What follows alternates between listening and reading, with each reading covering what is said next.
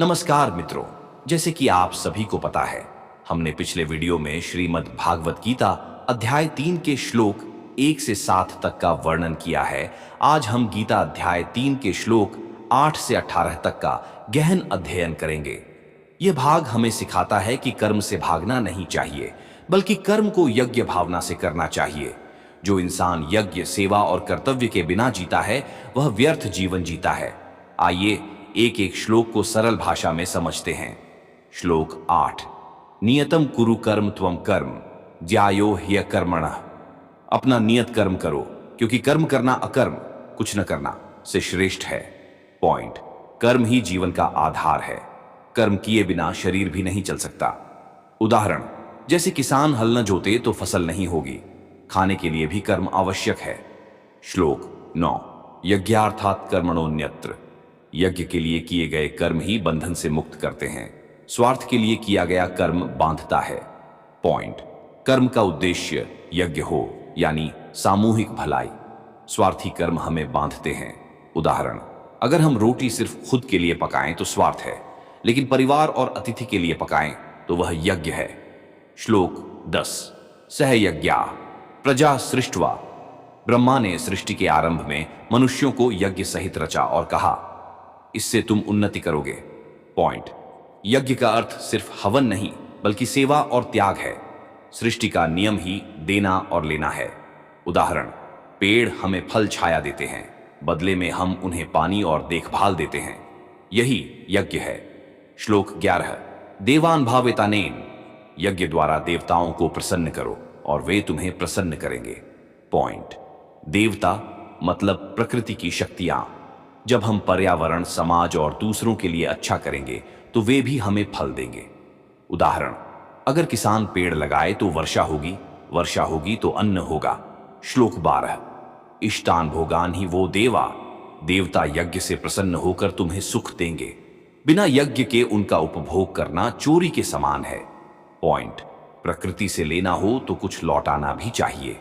सिर्फ लेने वाला व्यक्ति चोर कहलाता है।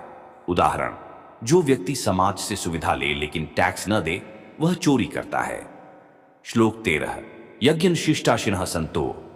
यज्ञ के अवशेष खाने वाले पाप से मुक्त होते हैं, पर स्वार्थी लोग पाप खाते हैं। पॉइंट। परमार्थ भाव से किया कर्म पवित्र होता है। स्वार्थ में किया कर्म पाप का कारण बनता है। उदाहरण, भोजन को पहले भगवान को अर्पण करना और फिर खाना। हौस प्रसाद यज्ञ शिष्ट। सीधे खाना, हौस केवल भूख मिटाना। श्लोक 14। अन्नाद् भवन्ति भूतानि। सभी प्राणी अन्न से जीवित रहते हैं। अन्न वर्षा से, वर्षा यज्ञ से और यज्ञ कर्म से उत्पन्न होता है। पॉइंट। यज्ञ और कर्म से ही जीवन चक्र चलता है। कर्म न हो तो अन्न भी नहीं। उदाहरण, अगर किसान हल न जोते, मजदूर काम न करे, तो अन्न उत्पादन रुक जाएगा। श्लोक 15। कर्म ब्रह्मोद्भवम् विद्धि। कर्म वेदों से उत्पन्न है और वेद ब्रह्म से, इसलिए कर्म बहुत महान है। पॉइंट। कर्म ईश्वर की व्यवस्था का हिस्सा है, इसलिए कर्म करना धर्म है। उदाहरण, जैसे ट्रैफिक नियम सरकार की व्यवस्था है, पालन करने से व्यवस्था बनी रहती है। श्लोक 16। एवं प्रवर्तितम चक्रम। जो इस यज्ञ चक्र में भाग नहीं लेता, पापी, इंद्रियों का दास और व्यर्थ जीवन जीने वाला कहलाता है। पॉइंट। जो केवल खाता पीता है और समाज को कुछ नहीं देता, उसका जीवन व्यर्थ है। उदाहरण, समाज से पढ़ाई की सुविधा लेकर भी अगर हम समाज को कुछ न लौटाए तो हम चक्र तोड़ रहे हैं। श्लोक 17। यस्त्वात्मरतिरेव स्याद। जो आत्मा में आनंदित है, आत्मतृप्त है, उसे कर्म करने की आवश्यकता नहीं। पॉइंट। सच्चे ज्ञानी को कर्म का बंधन नहीं, पर सामान्य लोगों को कर्म करना ही पड़ता है। उदाहरण, जैसे सूरज को रोशनी फैलाने के लिए कोई प्रेरित नहीं करता, वह स्वयं प्रकाशित है। श्लोक 18। नैव तस्य कृतेनार्थो। उस आत्मतृप्त ज्ञानी के लिए न करने से हानि है, न करने से लाभ। पॉइंट। जो परमात्मा में स्थित है, वह कर्म से परे हो जाता है, लेकिन ऐसे लोग दुर्लभ हैं। सामान्य जनों को कर्म करना ही चाहिए। उदाहरण, सागर को कोई नहर भरती या खाली नहीं कर सकती, उसी तरह आत्मज्ञानी कर्म से प्रभावित नहीं होता।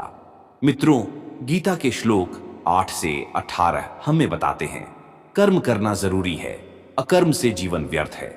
कर्म को यज्ञ भावना से करें, यानी त्याग और सेवा भाव से। प्रकृति और समाज से जो लें उसके बदले कुछ लौट आए। और अंत में, जब तक आत्मज्ञानी न हो जाए तब तक कर्म से भागना नहीं चाहिए। यदि हम इन शिक्षाओं को जीवन में अपनाएं तो जीवन अर्थपूर्ण, समाजोपयोगी और ईश्वर के अनुकूल बन जाएगा। धन्यवाद। अगर आपको इससे पहले के श्लोकों के बारे में जानना है तो मेरे पिछले वीडियो जरूर देखें। मैंने अध्याय 1 से लेकर अभी तक के सभी श्लोक को उदाहरण सहित समझाए हैं। आप चाहे तो देख सकते हैं। धन्यवाद। जय श्री कृष्णा। मिलते हैं अगले वीडियो में।